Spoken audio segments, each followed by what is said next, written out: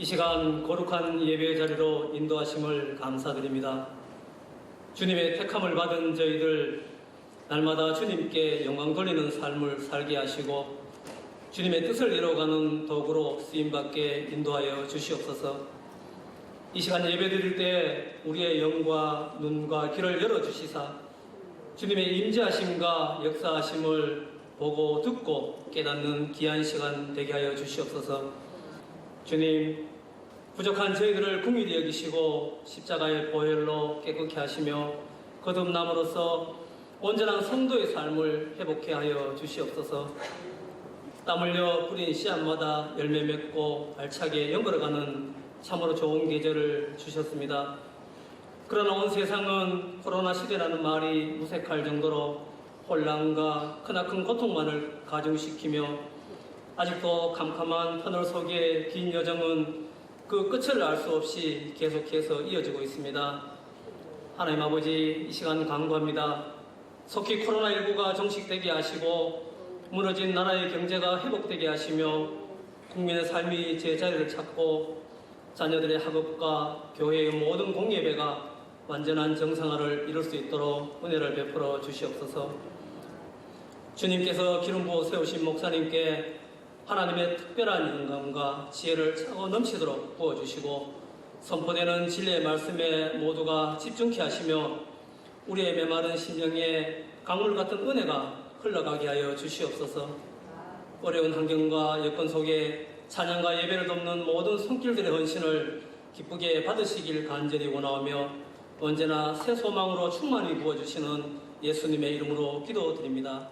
아멘.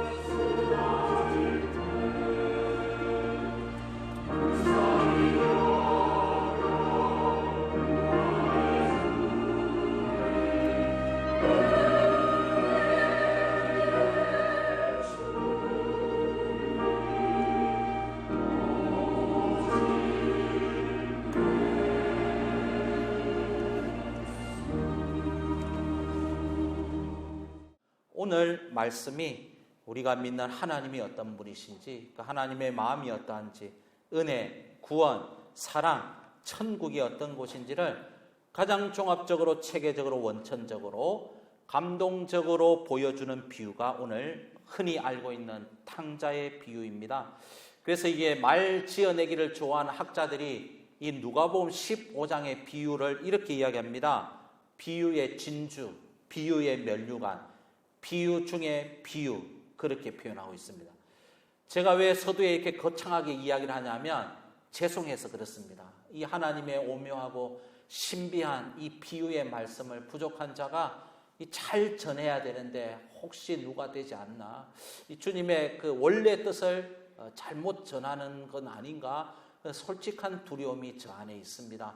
그렇지만 주님 주신 마음으로 함께 나누고자 합니다. 오늘 읽진 않았지만 15장 3절을 한번 보시죠. 3절의 비유는 헬라어로 보면 단수예요. 단수. 근데 우리 성경을 조금 아시는 분은 이 누가복음 15장에는 비유가 몇 개 나와요? 3개 나옵니다. 3개. 100마리 양하고 10드라크마하고 2 아들. 3개 나오잖아요. 그러면 상식적으로 예수께서 이 비유들로 이르시되 복수로 써야 돼요. 그런데 이게 비유가 단수입니다. 그 말은 뭐죠?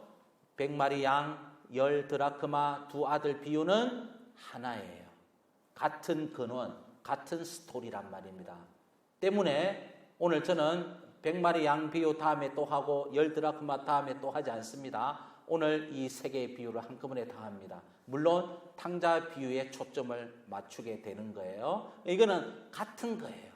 같은 내용이다. 그렇게 보면 됩니다. 자, 우리 본문으로 조금 더 깊이 들어가기 전에 우리 탕자 비유 들기 전에 오늘 100마리 양하고 드라크마 비유는 시간관계상 깊이 있게 다루지를 못합니다. 자, 양 드라크마 비유에서 이해가 안 되는 점 두 번째 단락 보시죠. 앞에는 했습니다. 양 드라크마에서 비유 이해가 안 되는 거 1번 여러분 양 100마리 중에 한 마리 이 질풍노도와 같은 산도리와 같은 양이 제 갈 길로 가버렸어요. 근데 목자이신 주님이 하나님이 어떻게 하냐면 99마리의 이 참 말 잘 듣는 양을 우리에 가둬놓고 한 마리를 찾아간 게 아니에요. 들에다 그냥 놔두고 물론 그냥 놔둔 건 아니에요. 다른 목자에게 부탁했거나 밑에 있는 하인들에게 부탁했을 가능성은 많아요. 그래도 99마리를 들에 두고 한 마리를 찾아가는 거예요. 비효율적, 비경제적, 비합리적, 비민주적이죠. 그리고 드라크마도 같이 나오지만 이 한 마리를 그냥 한 바퀴 동네 씩 둘러보고 주막안산식으로 없네 어쩔 수 없네 그러면서 집에 돌아오는 게 아니라 오늘 성경을 집에 가서 읽어보면 찾아내기까지 찾으시는 하나님. 양 한 마리를 찾아내기까지 어디에 있든지 아니 하루가 걸리든 이틀이 걸리든 찾아내기까지 찾으시는 하나님. 그게 우리 하나님이에요. 그리고 여러분 찾았습니다. 여러분 말 안 듣는 양을 찾았는데 성경에 어떻게 되냐면 목자이신 이 주님이 이 찾은 양을 목에 줄 그어가지고 이렇게 끌고 온 거 아니에요. 그리고 큰 양은 탈 수 있거든요. 목자가 양을 타고 집에 온 게 아니에요. 오늘 말씀해 보니까 이 양을 이 목자가 양 어깨에 이렇게 덜쳐매고 이렇게 집에 돌아온 거예요. 저는 이 장면이 참 감동적이에요. 뭐가 이쁘다고 업고 와요?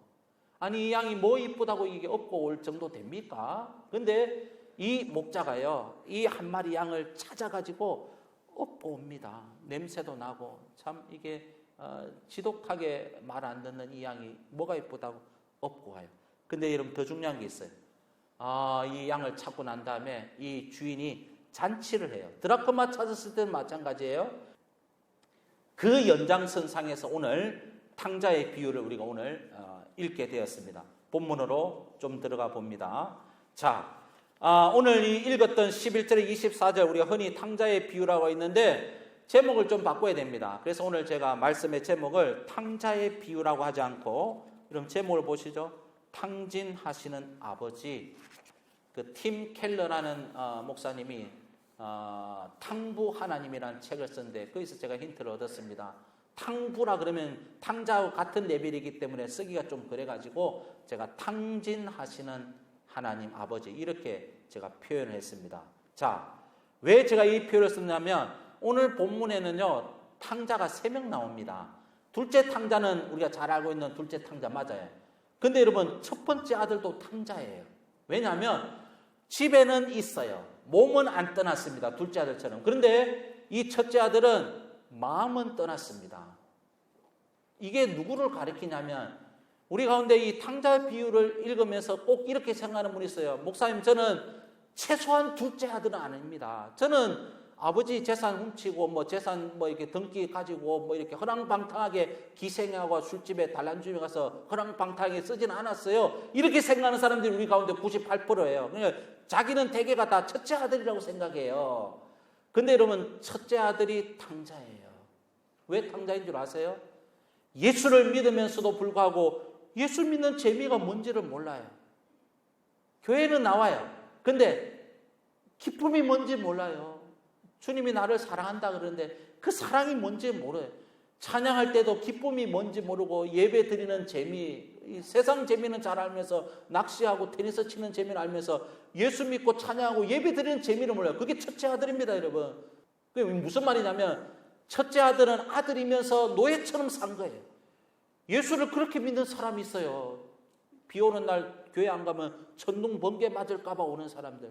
예수 만나는 기쁨, 예수 만나는 재미가 아니라 아마 하나님 앞에 얻어 터지기 싫어가지고 가기는 싫은데 막 심장마비 일으킬까 봐, 벼락 맞을까 봐 막 어쩔 수 없이 가서 졸더라도 나는 교회 가. 이게 전부 다 첫째 아들입니다. 그 탕자죠, 여러분. 그 첫째 아들도 탕자예요. 돌아와야 됩니다. 둘째 아들도 탕자예요. 근데 여러분, 오늘 본문에서 이 탕자에게 포커스가 맞춰지는 게 아니고 이 첫째 아들, 둘째 아들을 참고 기다리고 인내함으로 자기의 속을 다 탕진해내고 재산을 탕진해내고 감정을 다 허비하고 헤프고 미친 사람처럼 낭비하는 아버지가 오늘 비유의 핵심 포커스란 말입니다. 본문으로 좀 더 깊이 들어가 봅니다. 11절 12절 보세요. 잘 살던 둘째 아들이 어느 날 문득 아버지에게 찾아와서 이렇게 얘기합니다. 아버지, 제게 유산을 미리 땡겨 주십시오. 이렇게 이 가불도 아니면서 이걸 유산을 빨리 달라고 그러는 거예요. 이런 바로 이때 아버지는 아들의 종아리를 걷고 해초리를 쳤어야 됩니다. 왜냐하면 여러분, 유산을 요구한다는 말이 뭔 말이에요? 아버지 보고 빨리 죽으라는 소리 아닙니까? 아버지, 내 삶에 별로 필요 없어요. 제 인생에서 사라져 주세요. 제 인생에서 필요 없는 분입니다. 그 말 아닙니까, 여러분? 근데 이 아버지가요, 이 아들을 그냥 들어줍니다. 이야기를. 그리고 유산을 줘요. 그 말은 뭔 말이에요? 여러분, 이 아들이 감당해야 될 이 매맞음과 수치심과 모욕과 이런 거를 아버지가 친히 감당하겠다는 거예요. 자존심 버리겠다는 거예요. 그리고 여러분 20절입니다. 오늘 본문 20절을 한번 보시죠. 20절 한 번만 더 읽겠습니다. 20절입니다. 시작. 이에 일어나서 아버지께로 돌아가니라. 아직도 거리가 먼데 아버지가 그를 보고 측은히 여겨 달려가. 아버지와 아들이 상모하는 장면인데요. 여러분, 이 20절을 보면 무슨 장면이 떠오르냐면 아들이 나가고 난 그 순간부터 아버지는 한순간도 아들을 잊어본 적도 없고 놓쳐본 적도 없고 생각해서 지워본 적이 없어요. 그 아버지가 아들을 기다리신다는 거예요. 성도 여러분, 우리가 믿는 하나님은 저와 여러분을 기다리시는 하나님이심을 분명히 기억하셔야 됩니다. 아들은 떠날 수 있어요. 그런데 아버지는 보내지 않은 거예요. 우리는 떠날 수 있어요. 그런데 아버지는 우리를 떠나 보내지 않아요.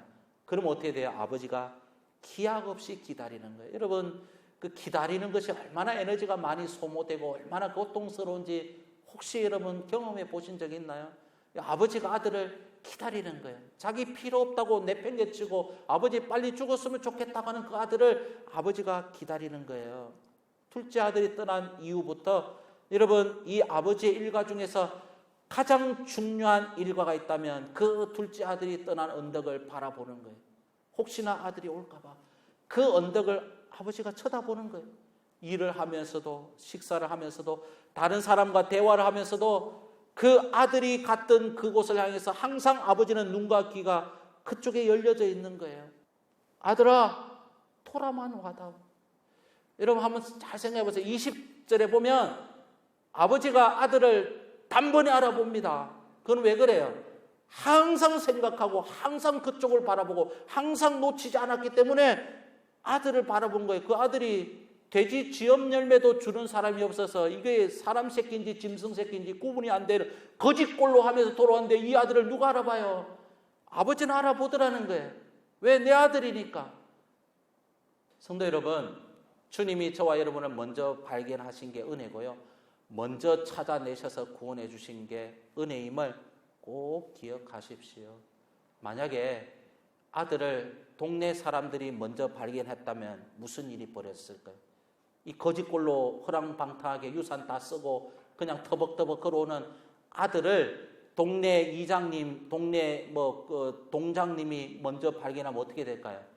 죽습니다, 여러분. 신명기 21장에 돌팔매질을 하게 돼 있어요. 그리고 이러면 이 당시에 유력한 부잣집의 아들이 유산을 상속받으면 일부는 마을의 발전 기금으로 내게 돼 있습니다. 근데 이 둘째 아들은 홀딱 다 가지고 가서 허랑방탕에 다 쓰는, 이거 멍석말이죠. 이거 오면 바로 멍석말이에요. 죽습니다, 여러분.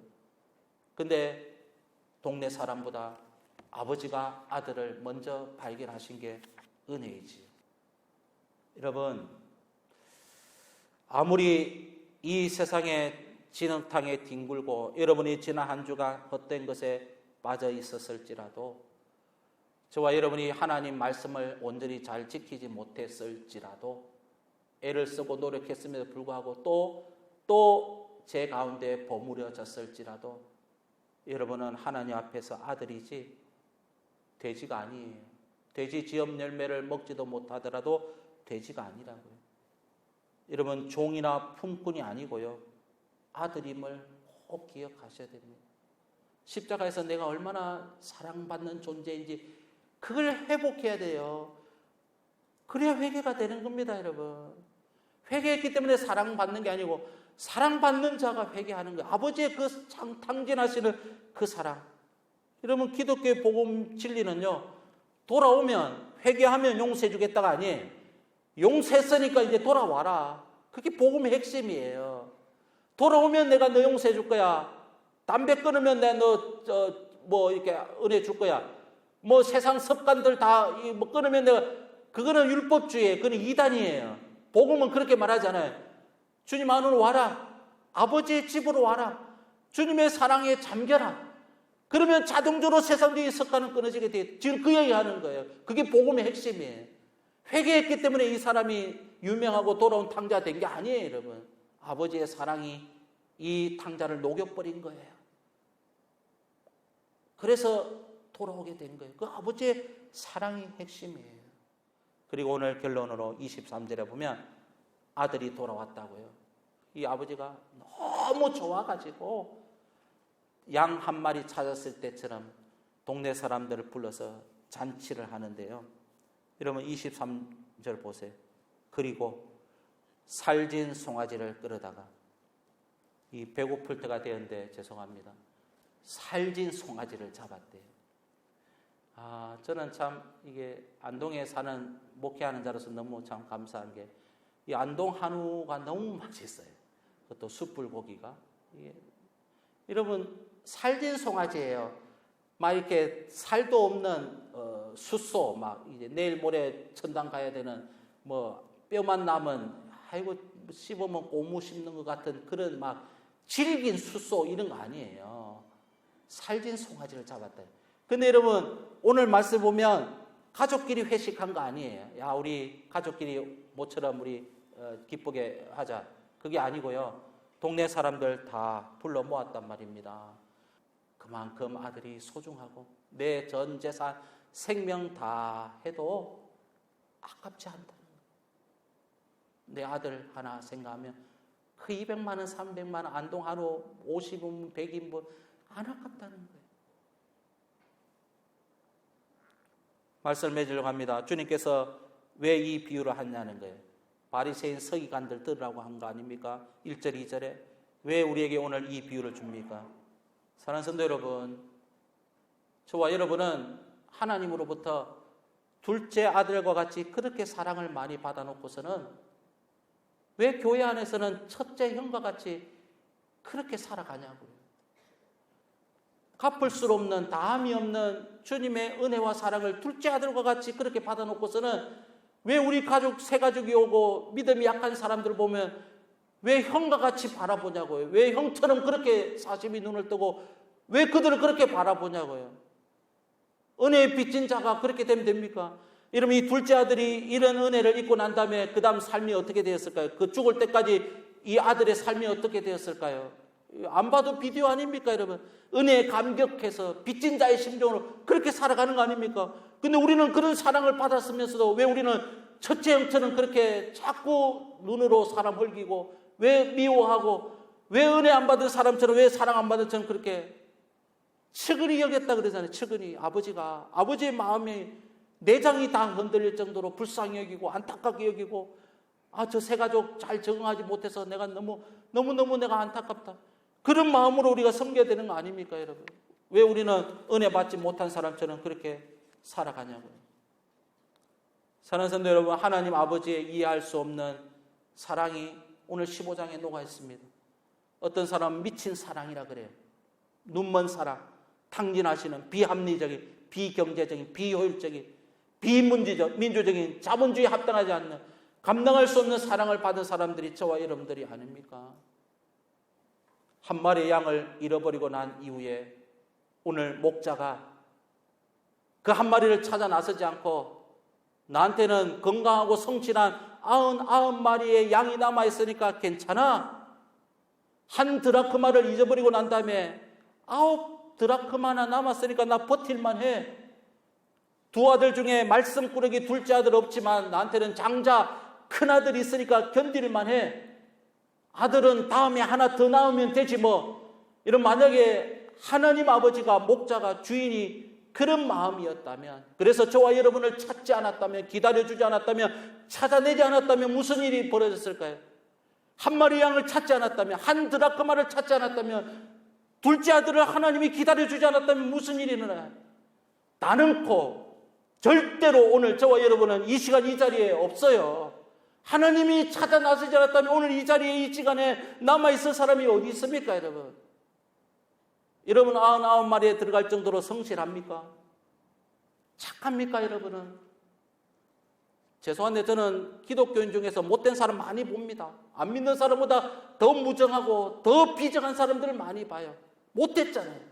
착하지도 않아요. 신실하지도 않습니다. 끈기도 없어요. 의리도 없단 말입니다. 그런데 하나님이, 아들아, 나는 너 없으면 안 돼. 너는 나에게 있어서 전부야. 그 아들을 찾는 거예요. 한 드라크마를 찾는 거예요. 그 양을 찾. 그래서 오늘 저와 여러분이 여기 앉아 있는 거 아닙니까, 여러분?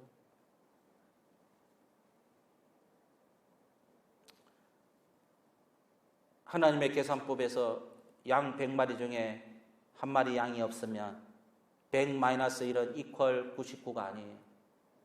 제로입니다. nothing이에요. 10드라크마에서 마이너스 1드라크마 하면 이퀄 9드라크마가 남는 게 아니라 제로라고요. nothing입니다. 두 아들에서 한 아들이 빠지면 한 아들이 남는 게 아니라 제로예요.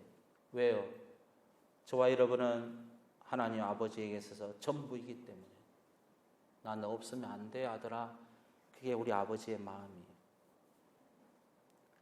제가 학교 다닐 때 열심히 듣고 불렀던 팝송 중에 닐 세다카의 유명한 팝송이 있습니다. You mean everything to me라는, 발음이 식민지여서 죄송합니다. You mean everything to me라는 유명한 닐 세다카의 곡이 있어요. 이 가사가 이래요. 그대가 내 곁을 떠난다면 나는 목 놓아 울겠지. 태양도 빛을 잃겠지. 온 하늘에 눈물방울로 가득 차겠지. 유치찬란하지. 가사가 유치찬란합니다. 근데 여러분, 이 곡의 제목이 너는 나에게 있어서 전부야. 너 없으면 안 돼. 100에서 한 마리 없다고 안 돼.